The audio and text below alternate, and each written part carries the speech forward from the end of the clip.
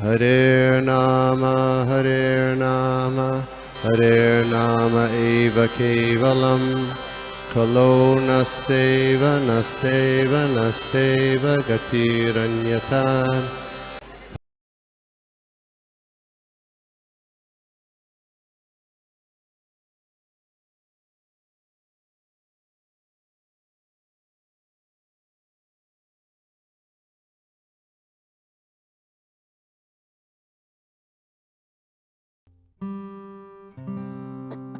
हरे कृष्णा।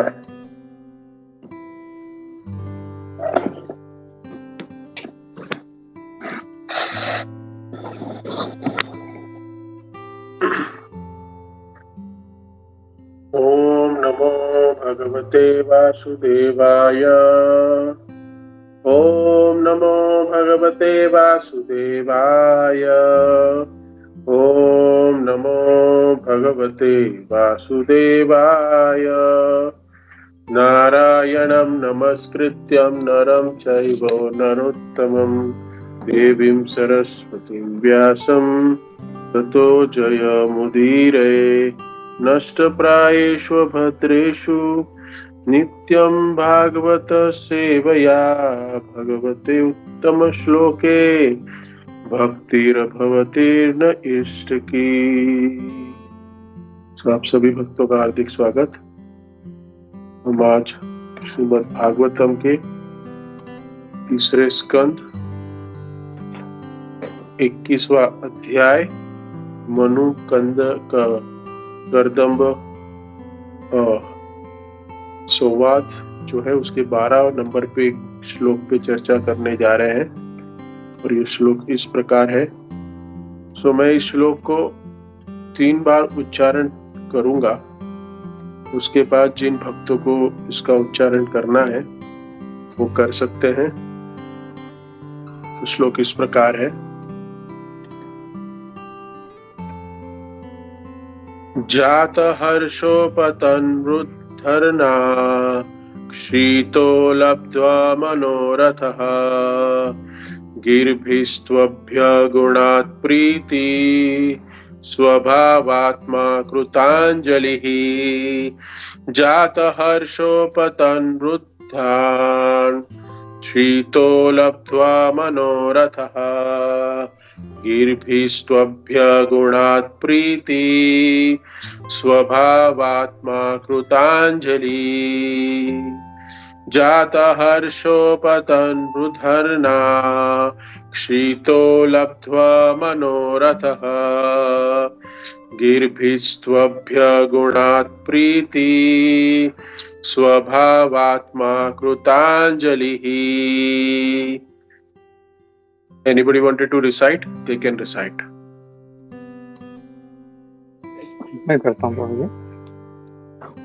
जातु हर्षपतन्वृद्धा क्षीतो लब्ध्वा मनोरथः गिर्भिस्त्वभ्यगुणात् प्रीति स्वभावात्मा कृताञ्जलिः।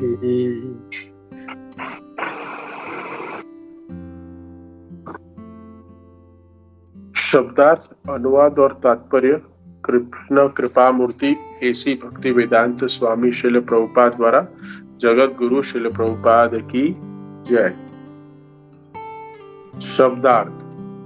जात हर्षः स्वाभाविक रूप से प्रमुदित, अपतत गिर पड़ा, मुधरना अपने सिर के बल, क्षितो पृथ्वी पर, लब्ध्वा प्राप्त हुआ, मनः रथः अपनी इच्छा, गिर्भिः स्तुतियों से, तू तथा अभ्यात् गुणातः प्रसन्न किया, प्रीति स्वभाव आत्मा जिसका हृदय स्वभाव से प्रेम पूर्व है, कृतांजलि हाथ जोड़कर। अनुवाद। जब कर्दन मुनि ने पूर्ण पुरुषोत्तम भगवान का साक्षात दर्शन किया तो वे अत्याधिक तुष्ट हुए, क्योंकि उनकी दिव्य इच्छाएं पूर्ण हुई थी। वे भगवान के चरण कमलों को नमस्कार करके के लिए नमस्तक होकर पृथ्वी पर लेट गए उनका हृदय स्वाभाविक रूप में भगवत प्रेम से पूरित था। उन्होंने हाथ जोड़कर स्तुतियों द्वारा भगवान को तुष्ट किया। तात्पर्य, ये तात्पर्य बहुत बड़ा है, तो समय का अभाव से मैं थोड़ा इसके फर्स्ट पैराग्राफ को ही पढ़ूंगा, उसके बाद हम आगे चर्चा करेंगे। भगवान के साकार रूप का साक्षात्कार योग की सर्वोच्च सिद्धि अवस्था मानी जाती है। भगवत गीता के 6वें अध्याय में जहाँ योग साधना का वर्णन है, भगवान के इस साकार रूप के दर्शन को योग की सिद्धि बतलाया गया है। आसनों तथा अन्य अनुष्ठानों का अभ्यास कर लेने के बाद अंत में समाधि अवस्था प्राप्त होती है। इस समाधि अवस्था में भगवान श्री कृष्ण के अंश रूप परमात्मा का या फिर उनके यावत रूप का दर्शन होता है। प्रामाणिक योग धर्म ग्रंथ में यथा पतंजलि सूत्र में समाधि को दिव्य आनंद कहा गया है। पतंजलि के ग्रंथों में योग की जो पद्धति वर्णित है वह प्रामाणिक है और आधुनिक तथा कथित योगियों ने अधिकारी विद्वानों के ग्रंथ को देखे बिना अपनी अपनी विधियां बना ली है, जो अत्यंत रोचक है। पतंजलि योग पद्धति को अष्टांग योग कहा जाता है। कभी कभी निर्विशेषवादी पतंजलि योग को दूषित कर देते हैं क्योंकि वे अद्वैतवादी हैं। पतंजलि ने बताया है कि जब आत्मा परमात्मा से मिलता है और उसे देखता है तो उसे दिव्य सुख मिलता है। यदि परमात्मा तथा व्यष्टि के अस्तित्व को मान लिया जाए तो निर्विशेष दियों का अद्वैत सिद्धांत अपने आप ध्वस्त हो जाता है। फलतः कुछ निर्विशेषवादी तथा शून्यवादी दार्शनिक पतंजलि की विधि को तोड़ मरोड़ कर पूरी योग प्रक्रिया को दूषित कर देते हैं। ओम अज्ञानतिमिरान्धस्य ज्ञानाञ्जनशलाकया चक्षुरुन्मीलितं येन तस्मै श्री गुरुवे नमः। नमो विष्णुपादाय कृष्णप्रेष्ठाय भूतले श्रीमते भक्तिवेदान्त स्वामी नामिने। नमस्ते सरस्वती देवे गौरवाणी प्रचारिणे निर्विशेष शून्यवादी पाश्चात्य देश तारिणे। जय श्री कृष्ण चैतन्य प्रभु नित्यानंद श्री अद्वैत गदाधर श्रीवासादि श्री गौर भक्तवृंद। हरे कृष्णा कृष्णा कृष्णा हरे हरे, हरे राम राम राम हरे हरे। आप सभी भक्तों का हार्दिक स्वागत फिर एक बार। तो ये मनु करदम्ब संवाद बहुत सुंदर चल रहा है। हम भक्ति के पथ पर हैं और हमारा परम उद्देश्य है भगवत प्रेम प्राप्त करना और भगवान का दर्शन। ये सर्वोच्च सिद्धि प्राप्त की गई है। ये बताया गया है कि सर्वोच्च उत्कृष्ट पद प्राप्त है कि हम भगवत नाम का उच्चारण करके भगवत भक्ति करके हमें भगवान का दर्शन प्राप्त हो और दर्शन के प्राप्त होने के बाद हम भगवत धाम में प्रवेश करें। यही सर्वोच्च उद्देश्य है हर एक मानव जीवन का। तो कह सकते हैं कि हम भक्ति जो कर रहे हैं तो भगवान की जो हम कथा सुन रहे हैं, भगवान की लीलाओं को भागवतम में हम सुन रहे हैं, ये बहुत जरूरी है। लेकिन उसके साथ साथ एक दूसरा पहलू भी है।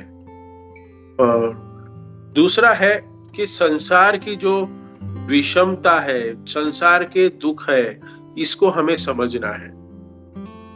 ये दोनों साथ साथ में चलते हैं। भक्ति के मार्ग में तो चल रहे हैं, भक्ति हम कर रहे हैं, लेकिन अगर हमें इस संसार से वैराग्य, इस संसार के दुखों का हमें अनुभव नहीं हो रहा है। हाँ, हम कह सकते हैं कि अगर हम बहुत अच्छी कथाएं सुन रहे हैं लेकिन संसार के दुखों को नहीं समझ सकते, संसार में दुख है ये हमें नहीं पता। ऐसे बहुत तथाकथित बहुत सारे ऐसे जीव इस संसार में भटक रहे हैं जो कह रहे हैं कि हम भगवान के भक्त हैं, भगवान का दर्शन करने मंदिर जा रहे हैं, साल में कभी एक बार जाते हैं, साल में 2 बार जाते हैं या हफ्ते में 1 बार जाते हैं, लेकिन उनको इस संसार का जो चक्र है, इस संसार का जो चक्रव्यूह है, इस संसार के जो असली दुख है, उनको वो समझ नहीं आता। वो क्या कहते हैं, ये तो पार्ट एंड पार्सल है। तो ये हम कह सकते हैं कि वैराग्य, इस संसार के प्रति वैराग्य उत्पन्न होना, साथ साथ में जब हम भागवतम पढ़ते हैं तो वैराग्य उत्पन्न होना ये बहुत जरूरी है, बहुत। अगर हम भक्ति कर रहे हैं और वैराग्य नहीं आ रहा है, वैराग्य मतलब ये नहीं कि हम सैफरन कपड़ा धारण करके हम कहीं हिमालय में चले जाए, नहीं, ये वैराग्य नहीं है। हाँ, वैराग्य ये है कि हम जो भी कार्य कर रहे हैं उस कार्य को अपना ड्यूटी समझ के करें, ना कि हमारा जीवन का उद्देश्य। आई होप आप लोग को समझ में आ रहा है। जीवन का उद्देश्य नहीं है, ये हमारी ड्यूटी है, because we are bound in this material body. इस संसार में हम रचे पचे हैं, हम फंस गए हैं, तो हमें उसको करना है, यही करना है, जीवन का उद्देश्य नहीं। जो लोग ये समझते हैं कि यही करना है, इसी के लिए मनुष्य जन्म मिला है, वो मूढ़ कहलाते हैं। उनको कभी भगवत भक्ति प्राप्त नहीं हो सकती, उनको कभी वैराग्य उत्पन्न नहीं हो सकता। ये बहुत जरूरी है कि इसलिए श्रीमद् भागवतम में भी एक श्लोक आता है, वासुदेव भगवती भक्ति योग प्रयोजित जनयत्येषु वैराग्य ज्ञानम यत् ब्रह्म दर्शनम। प्रभुपाद जी कहते हैं, one should develop distaste of this material enjoyment। भक्ति करने के साथ साथ हमें डिस्टेस्ट उत्पन्न होना है। प्रभु जी, ये तो बहुत बड़ी बात है। भौतिक इंद्रियों के प्रति अरुचि जागृत होना बहुत जरूरी है। ये मैं आपको इसलिए बता रहा हूँ, this is the first stage, क्योंकि भगवान का दर्शन प्राप्त करना, भगवान का अनुभव प्राप्त करने की हम चेष्टा कर रहे हैं। यमुनाचार्य की कहानी आप लोग जानते होंगे, बहुत सुंदर कहानी है। पहले बहुत अच्छे भक्त थे, लेकिन जब राजा बन गए, इंद्रिय तृप्ति में फंस गए। करेक्ट। इसलिए बहुत सारे भक्तों का कभी कभी क्वेश्चन हो सकता है कि प्रभु जी भक्ति में आ गए लेकिन हमारी आर्थिक उन्नति नहीं हो रही है। आंसर वो है, ये आंसर मिलेगा आपको। आर्थिक उन्नति क्यों नहीं हो रही है? यमुनाचार्य की हम कथा सुन के हम समझ सकते हैं। क्योंकि यमुनाचार्य के पास जैसे ऐश्वर्य आया, कृष्ण भक्ति भूल गए। उनके ग्रैंडफादर, उनका नाम क्या था? नाथ मुनि। मैं शॉर्ट में बताऊंगा क्योंकि ऑलरेडी 5-6 मिनट लेट हो गए हैं। यमुनाचार्य जब राजा बन गए और कृष्ण भक्ति छोड़ दी उन्होंने, तो इतना ज्यादा धन, इतना मान सम्मान होता है। जब धन आता है तो क्या है, भक्ति की स्पीड और सेवा बंद हो जाती है। ऐसे हम नहीं कह सकते कि हमेशा सभी के साथ होता है। कई भक्त है हमारे पास श्रीमद् भागवतम में, अम्बरीश महाराज है, पृथु महाराज है। उनके पास बहुत सारा वैभव था लेकिन फिर भी भक्त थे। लेकिन जनरली ऐसा देखा गया है, कोई कोई भक्त अपवाद हो सकता है। और जो यमुनाचार्य थे, उनके दादाजी नाथ मुनि, जब शरीर छोड़ रहे थे तब उनको याद आया कि मेरा जो पौत्र है, ग्रैंड सन जो है, वो माया में गिर गया है। तो अपने एक शिष्य को बुलाया, उनका नाम था राम वृष्ण, कि आप मेरे पोते को वापस इस्कॉन में लेके आइए, भक्ति में लेके आइए। मैं इस्कॉन क्यों कह रहा हूं? क्योंकि भक्ति तो इस्कॉन ही सिखा रहा है, और कोई भी इस धराधाम पे जो भी संस्था है वो रियल मायने में भक्ति जो है वो नहीं सिखा पा रहा है। इसलिए मैं कह रहा हूं कि नाथ मुनि ने कहा अपने शिष्य को, राम मिश्र को, कि आप मेरे पोते को वापस इस्कॉन में लेके आइए, क्योंकि इस्कॉन ही आपको सही मार्ग दिखा रहा है और भक्ति सिखा रहा है। और वो आपके उद्धार के विषय में जो श्रील प्रभुपाद ने हमें फिलॉसफी दी है, जो हमें सारे तात्पर्य दिए, उसमें हमें समझा दिया गया है कि भक्ति के अलावा आप भगवत प्रेम नहीं प्राप्त कर सकते, और कोई योग पद्धति नहीं है जो आपको आपके दुखों का निवारण कर सके, नहीं है। जहां भी भक्ति है, मैं छाती ठोक के बोल सकता हूं कि अगर भक्ति है तो वो सिर्फ और सिर्फ श्रील प्रभुपाद की संस्था इस्कॉन में है। भक्ति करना सिखाता, कृष्ण भावना, वृत्त संग। तो जो ग्रैंड सन थे उनको लेके आना था, तो राम कृष्ण ने राजा से मिलना है, और ये एक सादा सेवक है, एक सादा भक्त है, वो राजा से कैसे मिलेगा और राजा को कैसे अनुभव दिलाएगा कि आपको आना है मेरे साथ, कैसे होगा? वो पॉसिबल तो नहीं है। तो राजा से मिलने के लिए एक ट्रिक चलाते हैं, एक क्या करते हैं, एक स्पेशल शाक होता है, एक सब्जी है शाक हम जिसको कहते हैं, एक शाक स्पेशल लेके आते थे जिसका नाम था तोड़ बलाई। एक विशेष प्रकार का शाक है जो साउथ इंडिया में मिलता है, और वो रोज राजा के किचन में देते थे पकाने के लिए, और राजा रोज खाने लगे। और 1 महीने बाद इसको बंद कर दिया, ये तोड़ बलाई जो शाक है उसको लाना बंद कर दिया। तो राजा ने पूछा कि क्या हुआ, ये क्यों शाक बन नहीं रहा है? तो कुक ने कहा, शेफ जो उनका हेड शेफ था उसने कहा कि जो व्यक्ति हमें हर रोज लाके देता था वो अभी लाके नहीं दे रहा है। तो राजा ने क्या कहा, यमुनाचार्य ने जो क्या कहा वो कहा, उन्होंने कहा कि उस व्यक्ति को ढूंढो और बुलाओ। तो उसको बुला के लेके आए कि आप ये हर रोज लाते थे, अभी आप क्यों नहीं लाते, कहां से लाते थे, मुझे बहुत पसंद है। तो वो कहते हैं कि मैं कुछ कारण से नहीं ला पा रहा था, कुछ परिस्थितियां ऐसी थी, लेकिन मुझे एक बात आपको बतानी है जो भूल गया, कि आपके जो दादाजी थे वो आपके दादाजी है, उन्होंने आपके लिए बहुत बड़ा खजाना रखा हुआ है, बहुत बड़ा खजाना। तो खजाने का नाम सुनते ही हम लोग के भी मन में फुटते हैं ना। अगर आपको भी अभी कोई कहे कि आपके पिताजी ने कुछ ऐसे शेयर रखे थे जो अभी इतने लाखों रुपए के हो गए, मैं आपको इसलिए बता रहा हूँ क्योंकि 2 महीने पहले मेरे साथ ऐसा एक वाकया हुआ है कि एक व्यक्ति भक्ति है और वो चर्चा कर रहे थे, मैं उनके साथ चर्चा कर रहा था। तो वो व्यक्ति भक्त जो है वो बहुत बूढ़े हो गए हैं, जो इनको वो कुछ ये नॉलेज है नहीं शेयर मार्केट का, वो ये सब है नहीं, लेकिन उनके बेटे ने शेयर मार्केट में इन्वेस्ट करके रखा था, और वो कुछ एक्सीडेंटली, कुछ कारणवश वो बेटा गुजर गया उनका। तो अभी कुछ दिनों बाद, कुछ सालों बाद उनके पास कुछ ऐसे डॉक्यूमेंट्स मिले हैं जो पहले जमाने में अगर आपको पता होगा कि शेयर जो होता है वो फिजिकल होते थे, फिजिकल डॉक्यूमेंटेशन होते थे। ऐसा अभी तो ऑनलाइन बहुत कुछ हो गया है, ऐप में आ गया है, वैसा नहीं था। तो वो डॉक्यूमेंट्स दिखे उनको, तो उन्होंने कहा अनिरुद्ध प्रभु ये क्या है देखिए। तो मैंने बोला ये तो इसके शेयर है आपके पास, बहुत अच्छा है।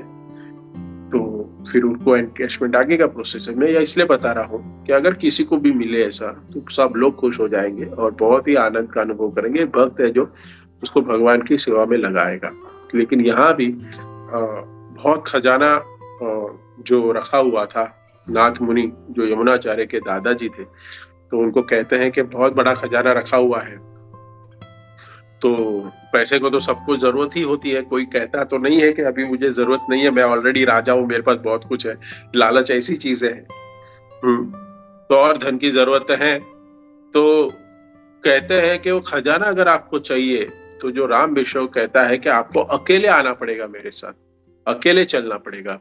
तो वो खजाना एक द्वीप में है और उसकी रक्षा एक सर्प कर रहा है जिसके बहुत सारे फन हैं, और वो पैदल चल रहे हैं, राजा श्री रमगम की और पैदल चल रहे हैं, राजा और राम मिश्र, और थोड़ी दूर पे थे तो एक बगीचे में विश्राम करने के लिए रुकते हैं वो दोनों जन।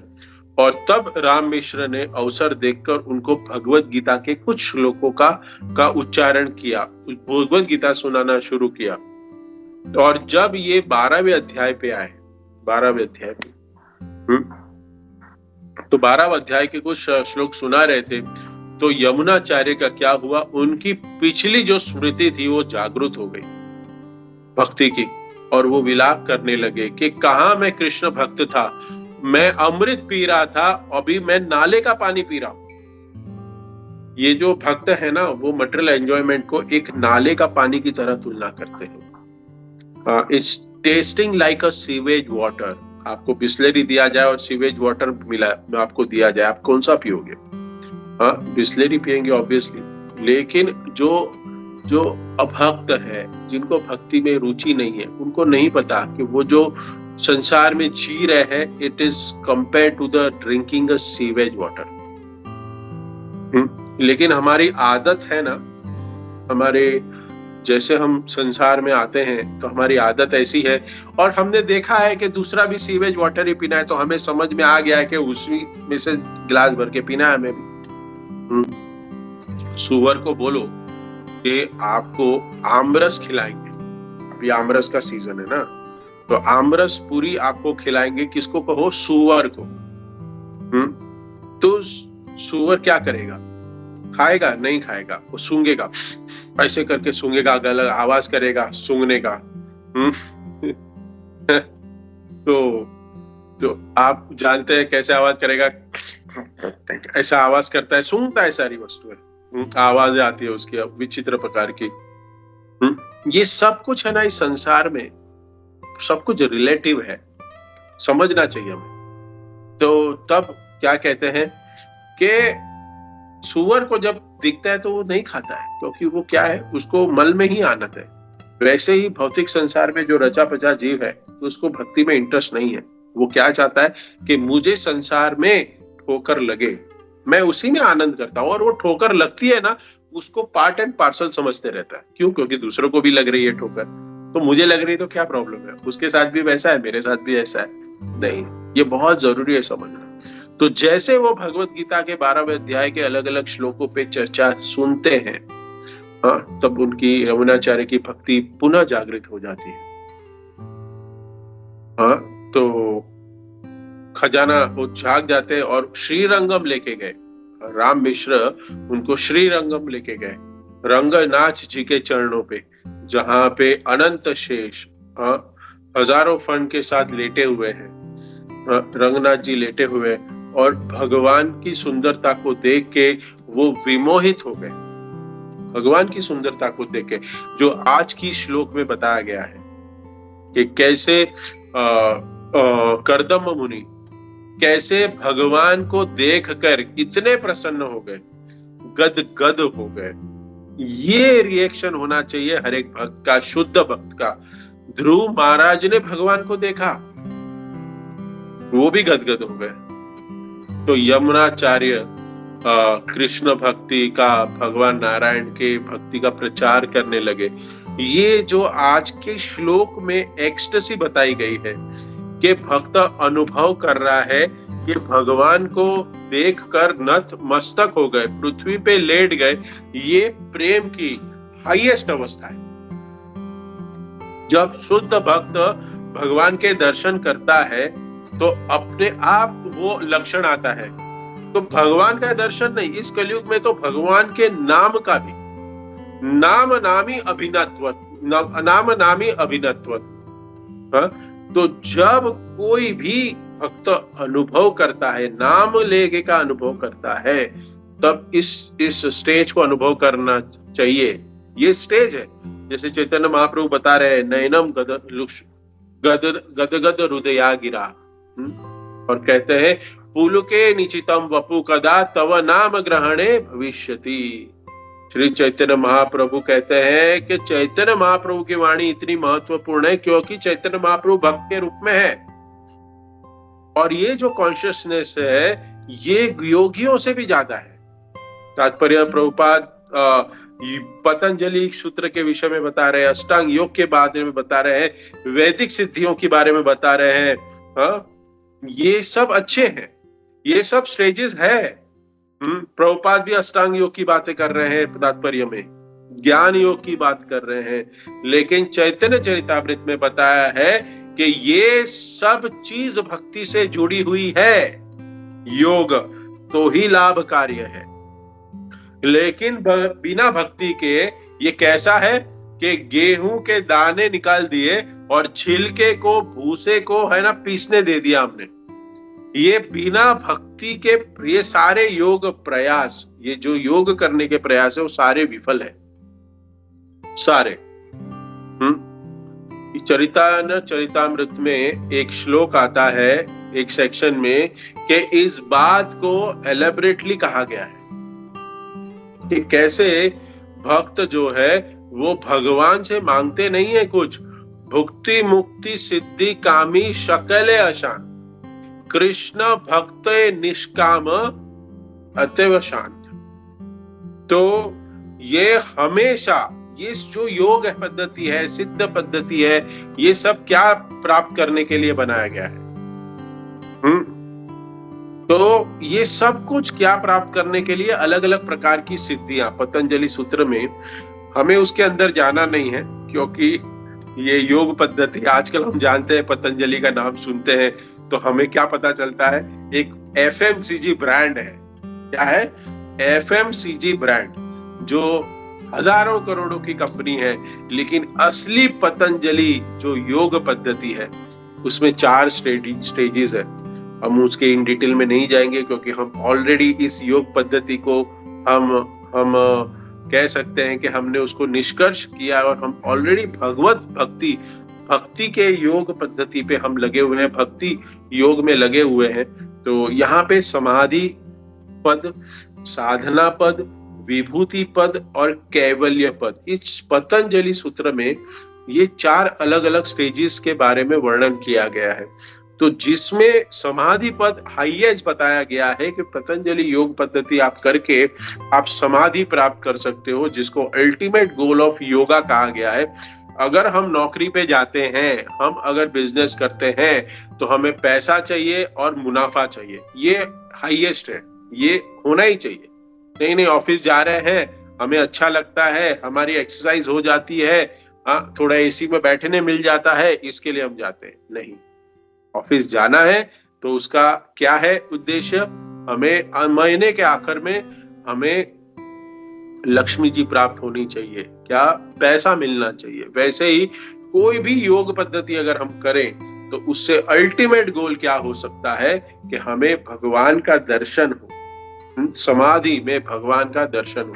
उसके बाद आता है साधना पद, इसको कहा गया है जिसमें अष्टांग योग, अलग अलग प्रकार के अष्टांग योग का वर्णन है, जिसमें हम इस समाधि स्टेज पे जा सकते हैं।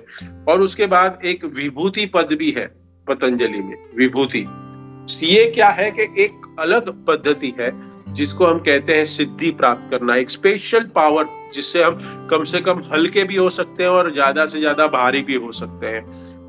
एक स्थान से दूसरे स्थान हम उड़ के भी जा सकते हैं। तो मैंने जब ये पढ़ रहा था कल तो मैं सोचा ये बहुत अच्छी सिद्धि है, क्योंकि अगर ये सिद्धि प्राप्त हो गई तो हमें कोई जरूर इमीडिएटली बॉम्बे से हम तुरंत क्या करेंगे? वृंदावन पहुंच जाएंगे, एक चुटकी बजा के ये सिद्धि प्राप्त हो गई। और नहीं तो क्या है कि अभी तुरंत राधा रासबिहारी के दर्शन के लिए जा सकते हैं, तो ऐसी सिद्धि प्राप्त। लेकिन इसके लिए क्या करना है? हमें एक हमारा जीवन का जो हमारा अमूल्य समय है वो हम बर्बाद कर देंगे, क्योंकि अगर नहीं मिली तो, क्योंकि ये सिद्धि तो इस कलयुग में तो प्राप्त करना मुश्किल है, सतयुग में प्राप्त होती थी कुछ युगों पहले। तो ये पद्धति हमें बताया नहीं गई है। लेकिन ये विभूति पद आपके इंफॉर्मेशन के लिए बता रहा हूँ कि विभूति पद, विभूति एक मार्ग है जिससे हम स्पेशल सिद्धि प्राप्त करते हैं, स्पेशल पावर गेन करते हैं। और कैवल्य पद एक ये है कि जब ये स्टार्टिंग की स्टेज है कि कोई व्यक्ति क्यों अपने जीवन को के योग पद्धति के लिए न्यौछावर करता है, क्यों? क्योंकि उसको तब पता चल गया होता है, this is the first stage Kaivalya, it is called, कि इस संसार में the material life is detached from the material life because this material life cannot give me the happiness, and the ultimate goal of life is what? to go back home to Godhead. ये भक्ति के हिसाब से कह रहा हूँ मैं, योग पद्धति के हिसाब से नहीं। मैं भक्ति की योग पद्धति के हिसाब से है कि हम भगवान के अंदर लीन हो जाए, निर्विशेष, साकार, निराकार, ब्रह्म में हम लिप्त हो जाए, लीन हो जाए। ऐसी सारी अलग अलग योग पद्धतियां बताई जाती हैं हमें। लेकिन ये पतंजलि जो सूत्र है, थोड़ा सा मैंने आपको बताया, लेकिन इन डिटेल में आप जाइएगा नहीं, बिकॉज वी हैव अ 2000 रुपए की नोट बंद हो गई है, लेकिन फिर भी 2000 की नोट है हमारे पास। हम 100 रुपए की नोट और 50 रुपए की नोट के पीछे हम नहीं भागेंगे। अगर हम कहें 500 की नोट अभी हाईएस्ट करेंसी है, correct, you have the 500 note, so you can not run behind 500, you cannot run behind 50 rupees and 100 rupees, because Prabhupada ने हमें 500 रुपए की नोट ऑलरेडी दे दी है। दैट इज कॉल्ड भक्ति योग। तो यहाँ पे जो वर्णन हो रहा है कि निर्विशेष, अगर आप तात्पर्य हम पढ़ेंगे तो यहाँ बात हो रही है भगवान के। यहाँ पे कर्दम मुनि ने भगवान के साकार रूप का वर्णन सुना है, देखा है, वर्णन वहां हो रहा है, और स्तुतियां भी करेंगे और दर्शन लिया है। तो हम देखते हैं कि एक बार मैं बोरीवली बुक स्टॉल पे बुक डिस्ट्रीब्यूशन कर रहा था, तो एक सज्जन आए और वो कह रहे हैं कि महाराज जी, क्योंकि हम धोती कुर्ता और सर मुंडवा के खड़े हैं तो सबको लगता है कि हम एक साधु के वेश में है, धोती कुर्ता और शेव हेड है। तो वो बता रहे हैं कि एक सज्जन व्यक्ति आए और वो मुझे पूछे कि आप भगवान को दिखा सकते हैं? तो मैंने कहा क्यों नहीं दिखा सकते हैं, हम तो दिखा सकते हैं। तो कहाँ दिखा सकते हैं बताए?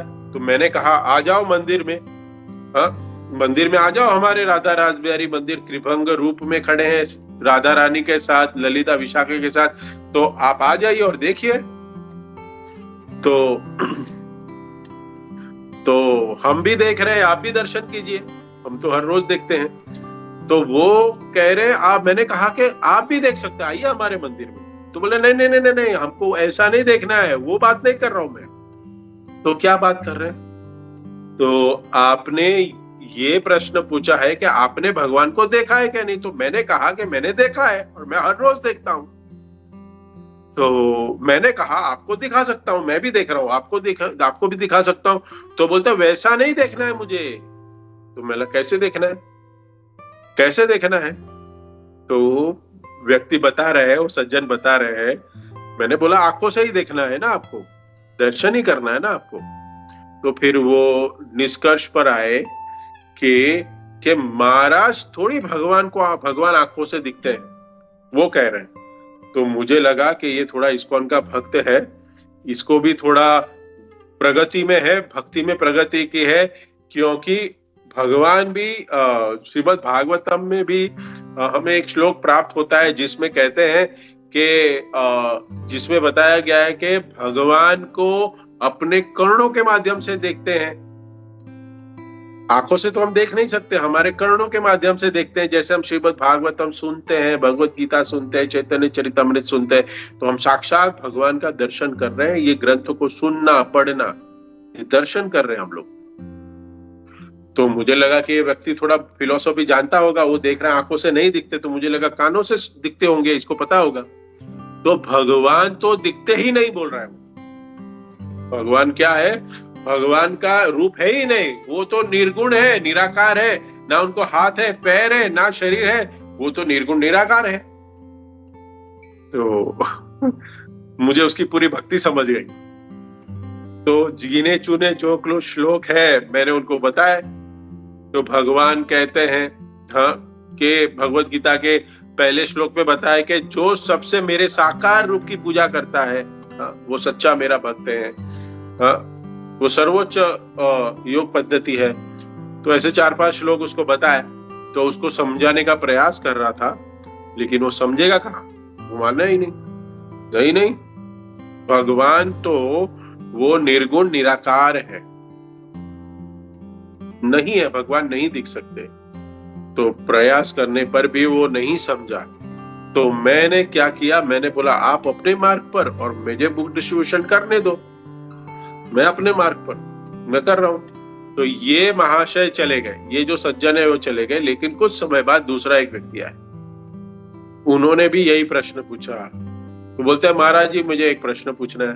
तो मुझे लगा कि आज सारे भक्तों की टोली इधर ही आ रही है, आज क्या हो गया है सब लोग आ रहे हैं। तो मैं बोला आपका क्या प्रश्न है बताइए।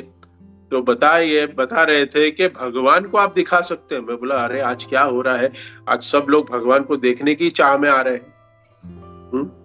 तो मैं सोच रहा है कि क्या ये जुड़वा भाई तो नहीं है, क्या हो गया, उसने ही तो नहीं भेजा है इसने टेस्ट करने के लिए मेरे को। मुझे थोड़ा समय ऐसे लगा कि उस व्यक्ति ने, क्योंकि 15-20 मिनट बाद दूसरा व्यक्ति तुरंत आया, बोला उसी ने भेजा होगा ये।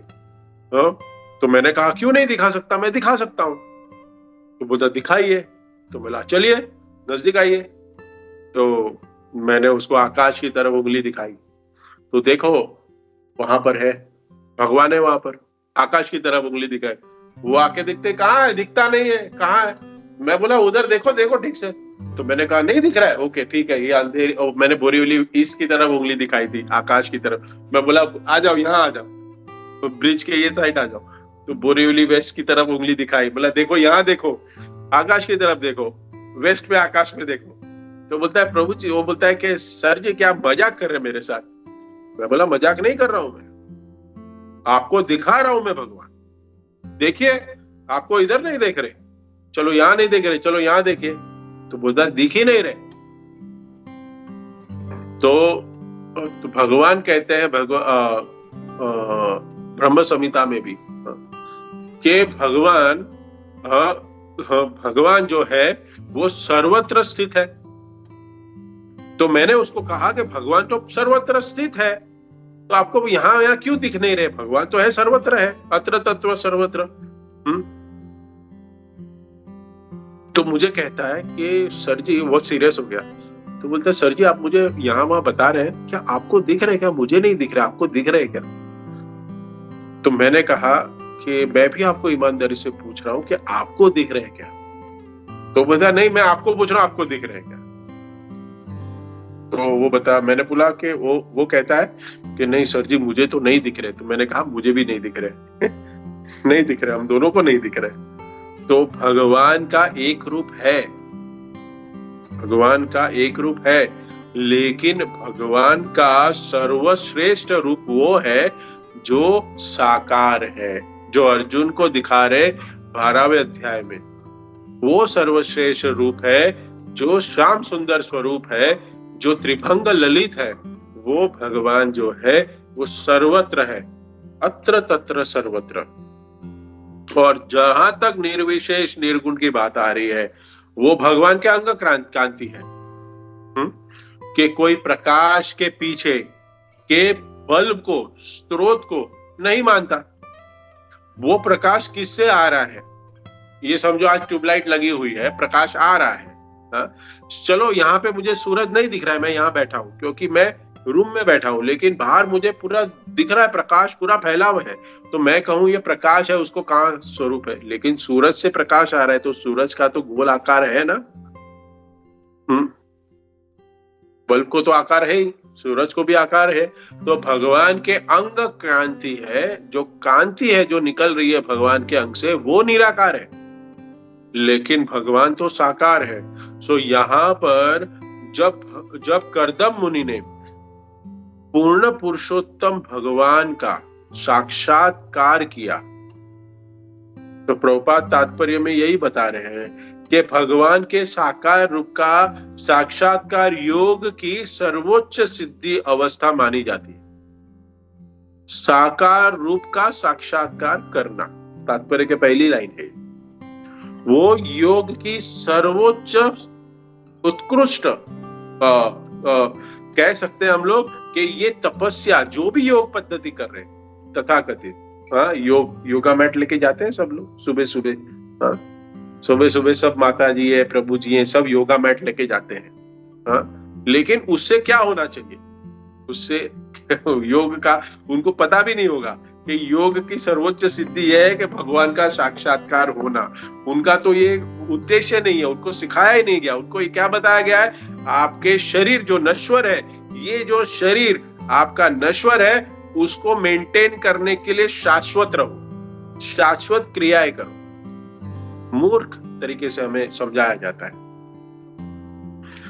तो योग का जो फल है, योग पद्धति का फल है कि वो साक्षात भगवान का साक्षात्कार कर सके। यही कर्दम मुनि ने 10,000 वर्ष तक तपस्या की। 10,000 वर्ष तक, तभी उनकी तपस्या का क्या फल है? ये साक्षात साकार रूप में भगवान को देख रहे हैं। और भगवान निर्गुण निराकार नहीं है। हाँ, भगवान अपनी शक्ति का आविष्कार जो करते हैं, तो शक्ति हो सकती है निराकार, तो ऐसे हो सकता है, लेकिन भगवान साकार है। एक एनोलॉजी है, प्रभुपाद अपने तात्पर्य में लिखते हैं कि जो राजा है, राजा वो हर जगह उपस्थित नहीं रह पाता, राजा जो है, लेकिन राजा हर जगह पर अपनी शक्ति के रूप में वो अपने आप को अपनी शक्ति के रूप में वहां पे रहता है, हर एक जगह पे अपने राज्य में। भगवान कहते हैं न सतत भासते सूर्यो यद गत्वा निवर्तन्ते तद्धामम परमम। मैं एक साथ अपने धाम में भी हूं और मैं साथ साथ बहिर नरसिंगा हृदय नरसिंगा, सबके हृदय में भी हूं और बाहर भी हूं। सो भगवान के लिए कोई असंभव चीज नहीं है। भगवान का मूल रूप है, वो क्या है? भगवान का साकार रूप। सो वो रूप का, उस रूप का कर्दम मुनि ने दर्शन किया है और वो दर्शन करके गदगद हो गए हैं। और क्या किए? भगवान के सामने जब हम जाते हैं, जैसे पट खुलता है तो हम क्या करते हैं? हम हाथ जोड़ते हैं। हाथ जोड़ते हैं, हम हाथ जोड़ते हैं, हाथ जोड़कर हम दंडवत प्रणाम करते हैं। जो इस श्लोक में शब्द आया है कृतांजलि ही, जैसे ही भगवान का दर्शन किया,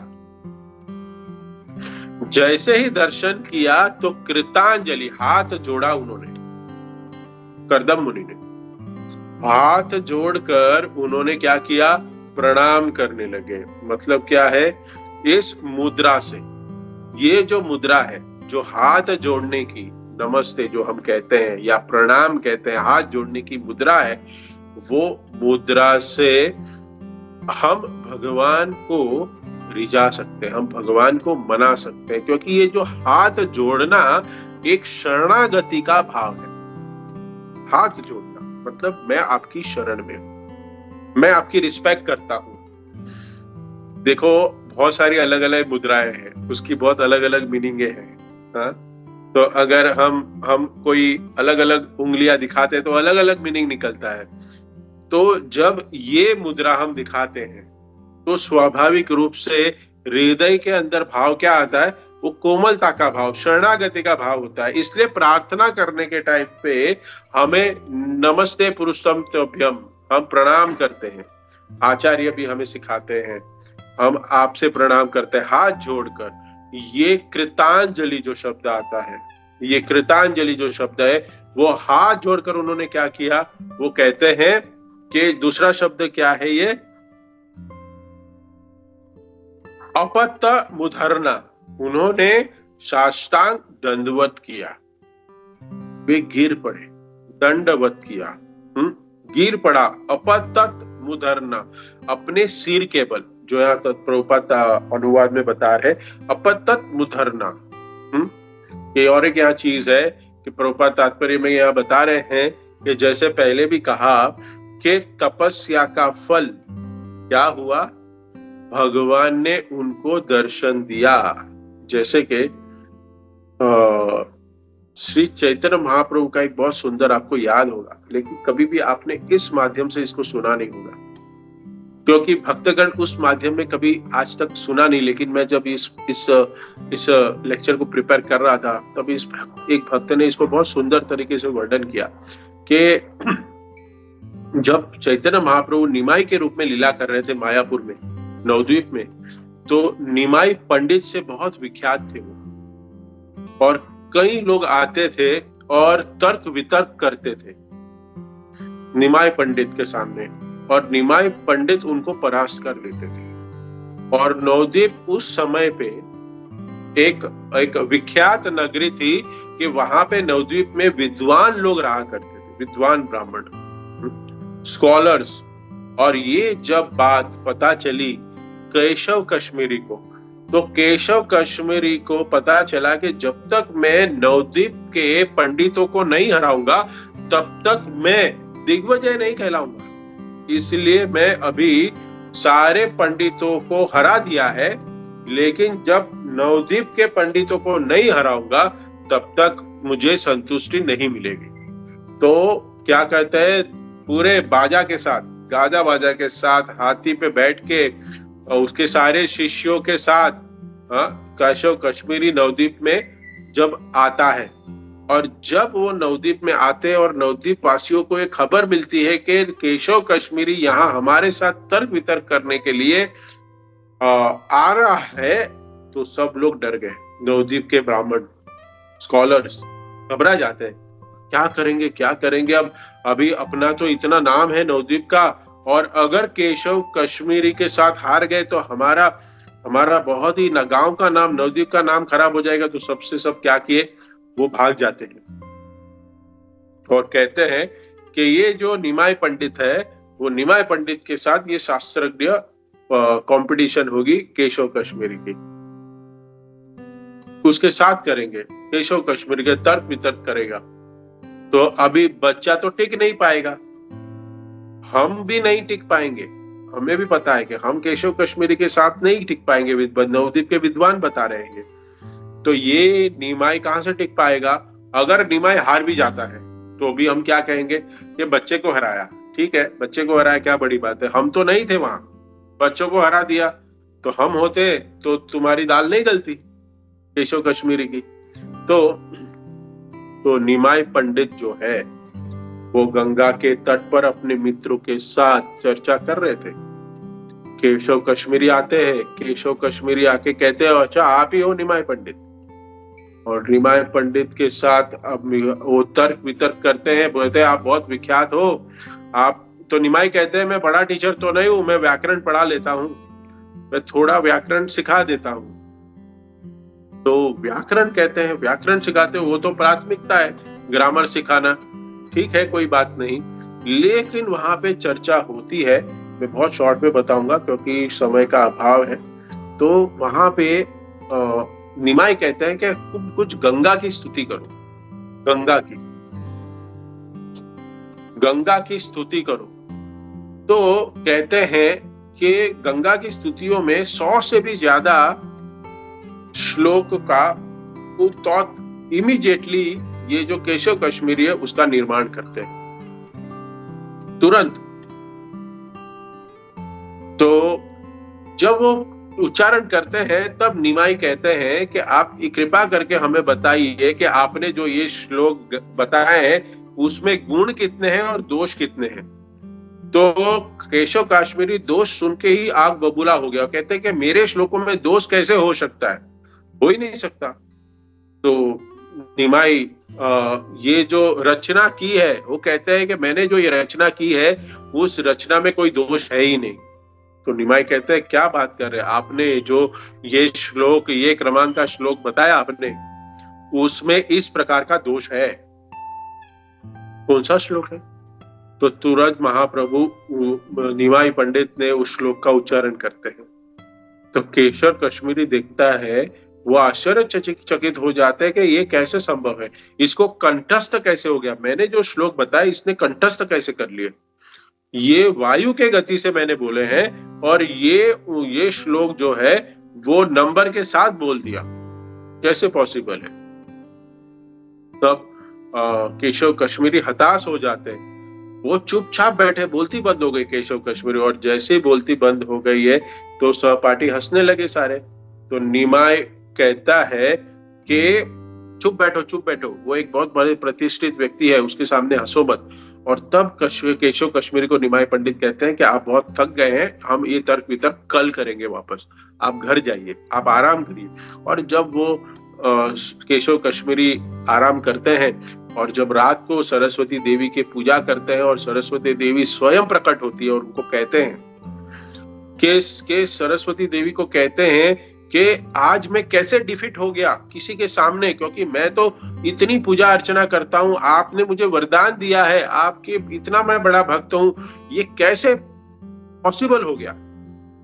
तो सरस्वती कहती है, सरस्वती माता कहती है, हे केशव कश्मीरी, तुम्हारे पास वाणी का ज्ञान है, कविता है, तुम्हारे पास सारी विद्वत्ता है जो मैंने प्रदान की है, लेकिन जो आज इतने साल तक तुमने जो मेहनत की है, जो विद्वत्ता हासिल की है, जो तपस्या की है इस विद्वत्ता को हासिल करने के लिए, उसका आज तुम्हें क्या मिल गया है? आज तुम्हें उसका फल मिल गया है। ये समझ नहीं पाता केशव कश्मीरी, क्या फल मिल गया मुझे? बोलता है ये सरस्वती कहते हैं कि जो स्वामी है, जो मेरे भी स्वामी है, आज आपकी तपस्या का जो भी आपने किया है उसका फल आपको मिला है। क्या मिला है? कि आपको साक्षात भगवान के दर्शन प्राप्त हुए हैं, जिसकी आराधना तो मैं भी करती हूं। जो ज्ञान जिससे निकला हुआ है, जिससे ज्ञान निकलता है, वो श्री भगवान चैतन्य महाप्रभु निमाय पंडित के रूप में तुम्हें दर्शन दे रहे हो, तुम्हारे साथ तर्क वितर्क कर रहे, ये तुम्हारी तपस्या का आज तुम्हें ये पूरा फल मिल गया है। ये तुमने जो भी योग किया है, तुमने जो भी साधना की है, इस श्लोक को कंठस्थ करने के लिए, विद्वत्ता प्राप्त करने के लिए तुमने जितनी भी मेहनत की है, आज तुम निमाय पंडित साक्षात भगवान के सामने खड़े हो, यही तुम्हारी सर्वोच्च उच्च सिद्धि है। ये 10,000 वर्ष तक कर्दम मुनि ने तपस्या की, उसका फल है ये। क्या है? साक्षात साकार रूप में भगवान का दर्शन दिए, भगवान ने दर्शन दिए उनको। ध्रुव महाराज भी कहते हैं स्थानाभिलाषी, मैं स्थान का अभिलाषी था। कांचन विचिन्नम, कांचन मतलब धन का, मैं उसका लालची था। मैं स्थान, धन, मैं आया क्यों था? मैं इस अभिलाषा से आया था, स्थाना अभिलाषी। मैं कुछ स्थान प्राप्त करने के लिए, कांचन प्राप्त करने के लिए मैं आया था। यहाँ पे आपका त्वम प्राप्तवान, कि मैंने आपको, जो इंद्र को भी नहीं प्राप्त हो सकता है, बड़े बड़े देवताओं को भी प्राप्त नहीं हो सकता, वो मैंने प्राप्त कर लिया आज। ये कितना कठिन है आपको प्राप्त करना, ये मुझे प्राप्त हो गया। क्या प्राप्त हो गया? आपका दर्शन।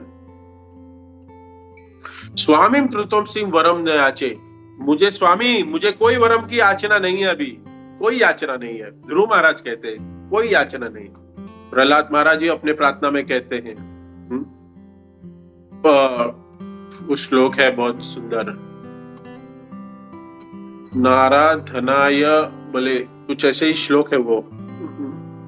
एक श्लोक है, प्रहलाद महाराज भी कहते हैं कि ठीक है, कर्दम मुनि ने तपस्या की तो उनको जो लाभ प्राप्त हुआ ये भक्ति थी। तपस्या जो थी ना उनकी, वो भक्ति थी। और इस प्रकार के आध्यात्मवाद की कठोर तपस्या करते हैं कुछ लोग, लेकिन ना तो उनको भगवान का दर्शन प्राप्त होता है, ना ही भगवान की कृपा प्राप्त होती है। बहुत तपस्या करने वाले हैं, देखते हैं। अभी हम कुंभ मेले में देखे थे, भक्तों से भी कड़ी तपस्या होती है। अभी मेरी कड़ी तपस्या आने वाली है, निर्जल एकादशी। लेकिन प्रहलाद महाराज कहते हैं ये तपस्या से, ये तपस्या से क्या होगा? प्रहलाद महाराज कहते हैं कि किसी भी योग्यता से भगवान का दर्शन, भगवान की कृपा प्राप्त नहीं की सकती। किसी भी तपस्या से, किसी भी योग पद्धति से आप दर्शन नहीं कर सकते।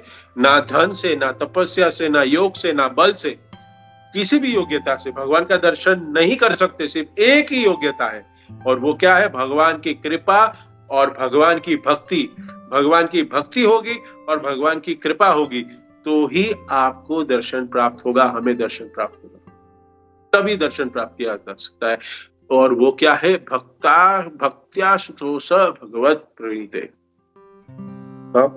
भक्ति से ही भगवान की कृपा, भगवान का दर्शन, भगवान की भक्ति प्राप्त की जा सकती है। तो ये कर्दम मुनि ने जब ये देखा, तुरंत क्या किए? उन्होंने साक्षात दंडवत किया और अपने हाथों को जोड़ा। जात हर्ष पतत मूर्धना, ये हंसने के साथ स्वाभाविक रूप से हंस के, हर्षो, प्रफुल्लित होके, स्वाभाविक रूप से प्रभु के दंडवत किया, स्वाभाविक रूप से कर्दम मुनि के हृदय में स्वाभाविक रूप से भगवत प्रेम पूरित था।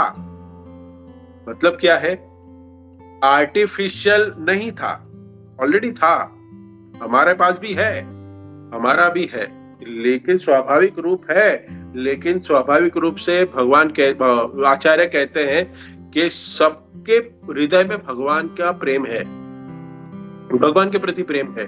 लेकिन प्रभुपाद जी कहते हैं कि हमारी स्थिति कैसी है? हम शुद्ध है, लेकिन बारिश का जो पानी है, जो वर्षा का जो पानी है, वो शुद्ध है, लेकिन जैसे जमीन को स्पर्श हो जाता है वैसे उसमें मलिनता आ जाती।